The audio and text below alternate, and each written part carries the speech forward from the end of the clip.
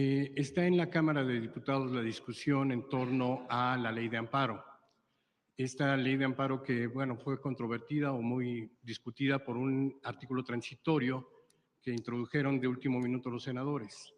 No estaba en su propuesta original, pero parece ser que es el actuar del senador Adán Augusto, que actúa en contra de los presidentes. Lo hizo en contra del presidente López Obrador con la reforma a la ley electoral, cuando metió la cláusula de vida eterna, lo hizo cuando la reforma para que la Suprema Corte de Justicia ampliara el periodo legislativo del presidente en ese momento, lo hizo en la ley de justicia, la reforma judicial, cuando le propuso que fuera Morena quien determinara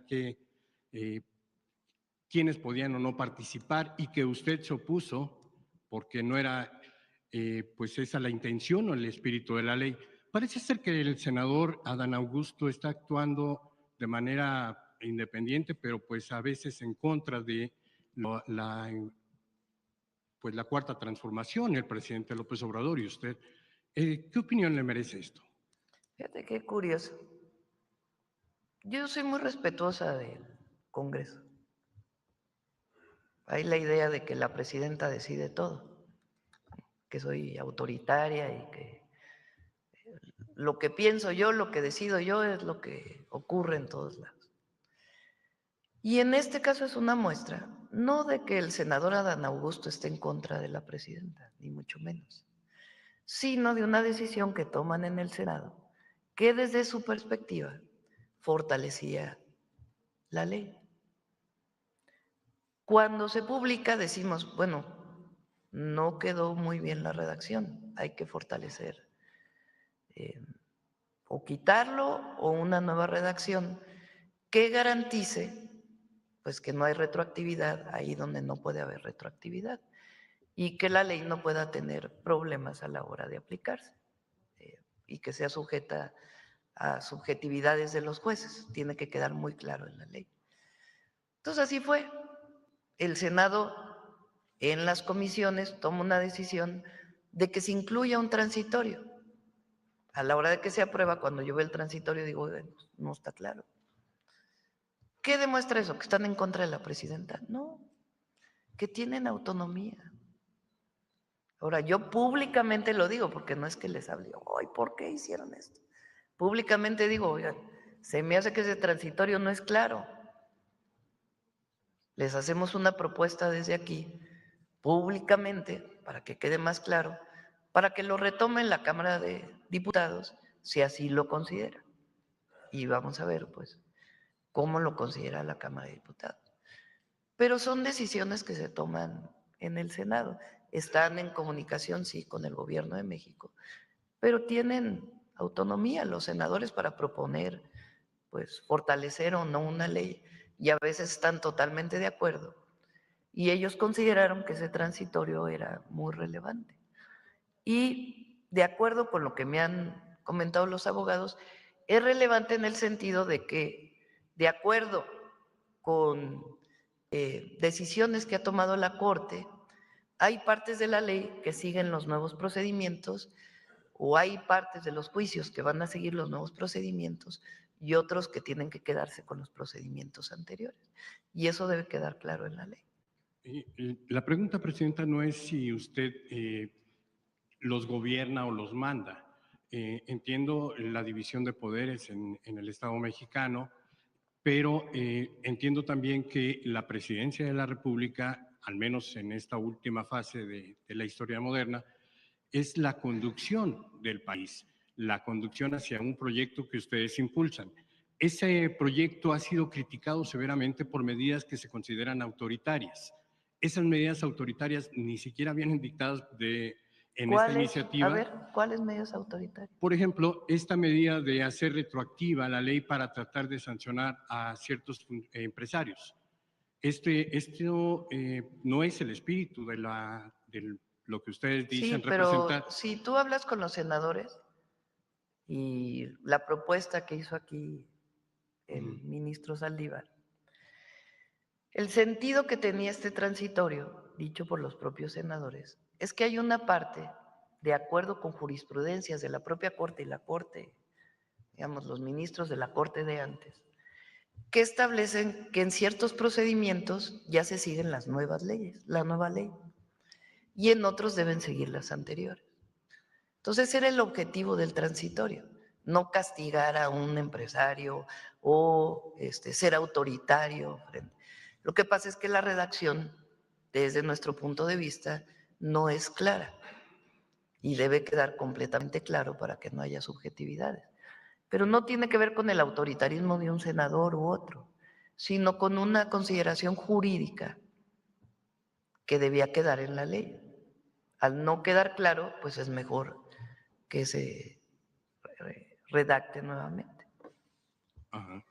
Esto también porque, de acuerdo con los criterios de la antigua Suprema Corte de Justicia de la Nación, estarían o tendrían prioridad los derechos humanos, los derechos de las personas.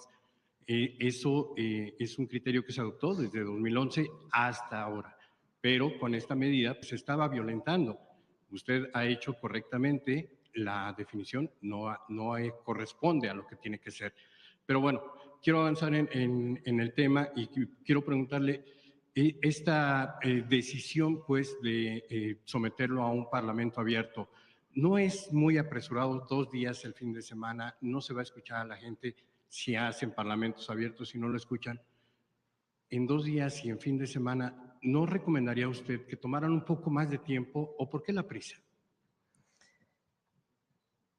Hay una nueva Corte y la reforma al Poder Judicial constitucional no solamente establece que jueces, magistrados, ministros, juezas, magistradas, ministras, sean electos por el pueblo o elegidos por el pueblo, sino que también establece que deben recortarse los tiempos para la impartición de justicia. Ya está en la Constitución. ¿Qué tiene que ocurrir para que la Constitución se cumpla? Modificar 4 leyes que permitan que en efecto, en vez de juicios de 20 años, se reduzcan los tiempos para garantizar la justicia. ¿Qué tiene la ley de amparo? ¿Qué cambia en la ley de amparo que se está proponiendo? 1, reducir los tiempos. ¿Qué sigue garantizando? Porque no concuerdo contigo en que no se garantizan los derechos humanos con esta ley. Se garantiza el amparo, que es una de las figuras más importantes de nuestra Constitución y nuestra ley desde el 57. Se garantiza el amparo. ¿Qué es el amparo? La protección del ciudadano frente a un acto de autoridad. Si una autoridad acusa a un ciudadano de algo, la fiscalía acusa a alguien de cometer un delito, la persona tiene derecho a ampararse y poder conseguir una suspensión. Y que la suspensión, si es a favor de quien está solicitando el amparo, le permita no ser detenido, por ejemplo, o no llevarse a cabo el acto de autoridad hasta que no se cumpla de fondo. Después viene una siguiente suspensión y después ya va el juicio de amparo. El juez determina, de acuerdo con el amparo y las condiciones de la acusación, si tiene derecho a la suspensión o no, aunque el juicio de amparo siga. ¿Qué queremos? Pues que no lleven, para protección también del ciudadano, pues que no se lleven 15 años un juicio de amparo, sino que se haga más expedito. Entonces, la ley tiene como propósito fundamental disminuir los tiempos. ¿Quién lo determinó? El cambio en la Constitución. Entonces, esa es la primera. Pero se salvaguarda el derecho del ciudadano a ampararse frente a un acto de autoridad. Totalmente salvaguardado. ¿Qué se ha planteado? Que puede ser cuestionado. Que cuando la UIF congele una cuenta, no se permita la suspensión. Porque ¿qué es lo que pasa? se congela una cuenta por presunto lavado de dinero. Ahora los jueces todo lo suspenden, todo, porque así está la jurisprudencia de la Corte y las leyes. ¿Qué pasa cuando suspenden? Pues entonces liberan la cuenta. ¿Qué pasa cuando liberan la cuenta? Sacan todo el dinero. Entonces, ¿qué se dice ahora en la ley? Cuando se congele una cuenta, se queda congelada hasta que termine el juicio, que va a ser más abreviado. Si en el juicio la persona demuestra ante el juez que el dinero que tiene ahí es lícito y que no hay lavado de dinero, pues se va a regresar todo su recurso. Si se determina por el juez que no, que sí hay lavado de dinero, pues entonces procede todo lo que tiene que ver con el juicio del lavado de dinero. Ese es algo nuevo que aparece en la ley, que cuando haya congelamiento de cuentas por lavado de dinero, no puede haber una suspensión para que la persona pueda sacar todo su dinero de inmediato. ¿Y cuál es la otra? Que cuando hay un juicio definitivo de la Corte, imagínense un caso donde una persona lleva 15 años litigando un pago de impuestos, por ejemplo. Ya pasó primera instancia y en la primera instancia le dijeron tienes que pagar. Pues él se va a segunda instancia. En la segunda instancia le dices tienes que pagar. El juez, pues, se va a la siguiente. Y así, 15 años. Hay una decisión, bueno, te amparas frente a esa decisión. Y así, 30 años y nunca se paga. ¿Qué dice ahora la ley de amparo? Cuando la Corte decida, es decir, la última instancia, no te pueden dar la suspensión provisional frente al acto de ya aplicar la sanción de la Corte, la última instancia. ¿Hasta qué momento puede proceder? Hasta el último momento, cuando se pueden cobrar a partir de las garantías lo que le debes al fisco, y ahí de todas maneras tienes que depositar lo que le debes al fisco en una cuenta. Eso es todo lo que dice la ley de amparo. Realmente, digamos, de fondo. Pero el amparo queda resguardado totalmente. Ese es esencialmente. Entonces, los tiempos, los que dice la Constitución.